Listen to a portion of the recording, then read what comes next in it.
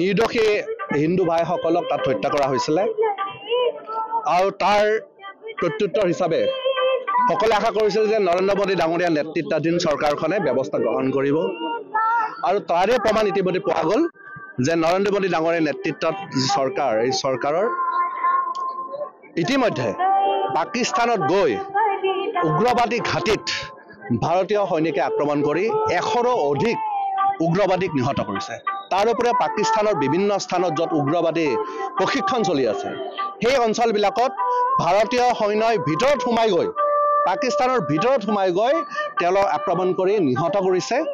আৰু সেইটো কাৰণে দেশৰ প্ৰত্যেকজন নাগৰিক গৌৰৱান্বিত হৈছে আৰু নিশ্চয়কৈ আগন্তুক দিনবিলাকতো যি ফেক্টৰী টেৰৰিজিমৰ যি ফেক্টৰী পাকিস্তানে তেওঁলোকে আগন্তুক দিনবিলাকতো তেওঁলোক যদি সিধা নহয় আগন্তুক দিনবিলাকতো তেওঁলোকে যোগ্য প্ৰত্যুত্তৰ পাব। অপাৰেশ্যন হিন্দু এতিয়াও শেষ হোৱা নাই। নৰেন্দ্ৰ মোদী ডাঙৰীয়াই কৈছে যে অপাৰেশ্যন হিন্দু শেষ হোৱা নাই আৰু যি বীৰত্বৰে আমাৰ সৈনিকসকলে কোনো আমাৰ কেজুৱেলিটি নোহোৱাকৈ ভাৰতবৰ্ষৰ কোনো কেজুৱেলিটি নহয় যি সৈনিকসকলে আমাৰ যিদৰে যুদ্ধ কৰিলে এইটোৱে প্ৰমাণ কৰিছে যে ভাৰতৰ সৈনিকসকলক বিশ্বৰ শ্ৰেষ্ঠ সৈনিক বুলি এনে নকয় আৰু তাৰ প্ৰমাণ হ'ল যে ভাৰতবৰ্ষত কোনো ধৰণৰ এটা মিছাইল নাহিলে আমাৰ ইণ্ডিয়ান ডিফেন্স সিস্টেম কিমান শক্তিশালী হৈছে নৰেন্দ্ৰ মোদী ডাঙৰ নেতৃত্বত আৰু এইটো কাৰণে আজি গোটেই সৈনিকসকলক শ্ৰদ্ধাঞ্জলি জ্ঞাপন কৰাবৰ কাৰণে তেওঁলোকক সহস্ৰ প্ৰণাম জ্ঞাপন কৰিবৰ কাৰণে আজি আমাৰ পলাশবাৰী সমষ্টিৰ ৰাইজ স্বতঃস্ফূৰ্তভাৱে ওলাই আহিছে। ইয়াতে সকলো দল সংগঠনৰ মানুহ ইয়াতে উপস্থিত হৈছে, NGOৰ মানুহ ইয়াতে উপস্থিত হৈছে, ফ্ৰীডম ফাইটাৰৰ ফেমিলি ইয়াতে উপস্থিত হৈছে, প্ৰাক্তন আৰ্মি ইয়াতে উপস্থিত হৈছে। সকলোৰে উপস্থিত আজি এখন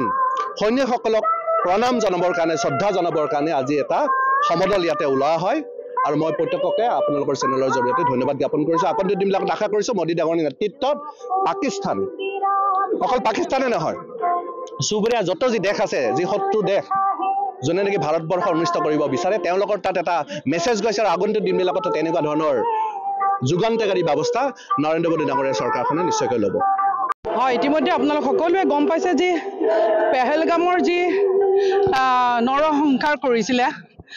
পাকিস্তানী সন্ত্ৰাসবাদীয়ে তাৰ আমাৰ ভাৰতীয় সৈনিকসকলে আমাৰ সকলোৰে শ্ৰদ্ধাৰ প্ৰধানমন্ত্ৰী মোদী ডাঙৰীয়াৰ নেতৃত্বত আমাৰ সৈনিকসকলে যি ধৰণে প্ৰত্যুত্তৰ দিলে গতিকে আমাৰ ভাৰতীয় সৈনিকসকলক লৈ আমি সদায় গৌৰৱবোধ কৰোঁ আৰু এই ভাৰতীয় সৈনিকসকলৰ তেখেতসকলৰ শক্তি বৃদ্ধি কৰাৰ কাৰণে মানসিকভাৱে আমি আমাৰ মোদী ডাঙৰীয়াৰ নেতৃত্বত সমগ্ৰ ভাৰতবৰ্ষতে প্ৰতিখন জিলাত প্ৰতিটো ব্লক প্ৰতিটো একেবাৰে তলৰ লেভেললৈকে সকলো ৰাইজ স্বতঃস্ফূৰ্তভাৱে ওলাই আহিছে ভাৰতীয় সৈনিকসকলৰ মনোবল বৃদ্ধি কৰাৰ কাৰণে। আমি ভাৰতীয় সৈনিকসকলক লৈ খুব গৌৰৱান্বিত আৰু যিভাৱে প্ৰতিটো মুহূৰ্ততে ভাৰতবৰ্ষক ৰক্ষণাবেক্ষণ দি আছে গতিকে তেখেতসকলৰ সন্মানৰ অৰ্থে আমি আজি এই পলাশবাৰীটো তিৰংগা যাত্ৰা উলিয়াইছোঁ আৰু সকলো ৰাইজকে ধন্যবাদ জ্ঞাপন কৰিছোঁ যে এই তিৰংগা যাত্ৰা তেখেতসকলে খুব সুন্দৰভাৱে সঁহাৰি প্ৰদান কৰিছে আৰু সদায় কম ভাৰত মাতা কি জয়, জয় হিন্দ। বাইদেউ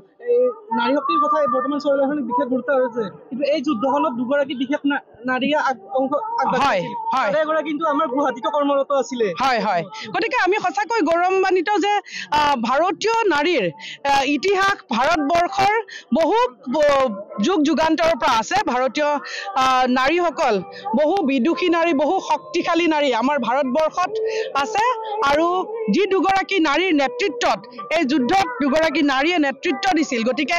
এই মুহূৰ্তত আমি তেখেতসকলকো আকৌ এবাৰ তেখেতসকলক ধন্যবাদ জ্ঞাপন কৰিছোঁ আৰু ভাৰতীয় নাৰীয়ে বহুত আগবঢ়াই নিব পাৰে ভাৰতবৰ্ষখনক গতিকে সকলোকে আমি এই মুহূৰ্তত যিসকল সৈনিক ভাৰতীয় সৈনিকত যিসকল মহিলা সৈনিক আছে তেখেতসকলকো আমি ধন্যবাদ জ্ঞাপন কৰিছোঁ আৰু আশা কৰিছোঁ যে তেখেতসকলৰ নেতৃত্বত ভাৰতবৰ্ষ সদায় সুৰক্ষিত হৈ থাকিব।